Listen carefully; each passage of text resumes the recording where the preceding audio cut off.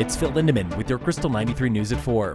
A fire forced hundreds to evacuate this morning from the Edge employee housing at Copper. Steve Lipscher at Summit Fire. When we got there, we found that the fire had been confined to a single unit on the third floor. The fire was quickly contained. No one was injured. The occupants of the burned unit were not home. We were able to put out the fire and limit the damage to that one unit with perhaps some minor secondary smoke exposure to some of the other units on that third floor. Cause is being investigated. By now, most of the 400 residents at the Edge, they've returned home, except for those in the burned unit.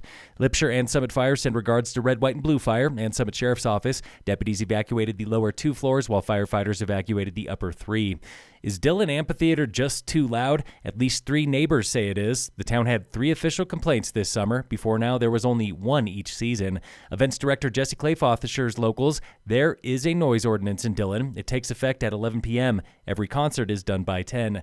The amphitheater itself also has a decibel limit, 102, and not a single concert this year hit it. This is how they know. We measure both at the sound booth, and we actually put out a movable sound measuring device across the street in the Lake Cliff yard. So in real time, our sound engineers at our sound booth are measuring both what's happening right there at the sound booth and what's happening across the street. One member of the Dillon Arts Committee, Mimi Matari, believes something else could be driving these complaints. I don't want this sound issue control the genre at the amphitheater. Members of the Arts Committee agree they need to meet with those neighbors to learn what was different this season. Today we are in the classroom, slopeside, with the men and women of the U.S. ski team, sharing lessons they have learned while traveling the world to ski.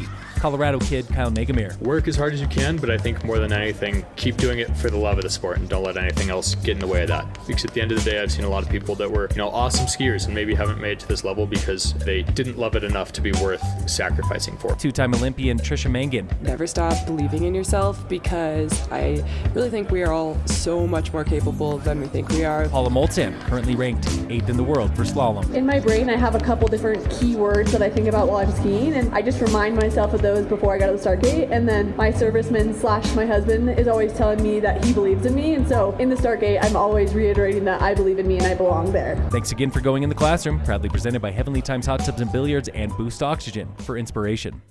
In sports, the Avalanche play the Canucks tonight, and in local sports, it was the biggest race of the year at A-Basin this morning when 67 skiers came out for Race 3 of the Rise and Shine Rando Series. 2 elite endurance athletes took the podium. Trail marathoner Tate Knight, he won the men's and overall race. La Sportiva-sponsored athlete Annalise Weinman, she took the women's crown.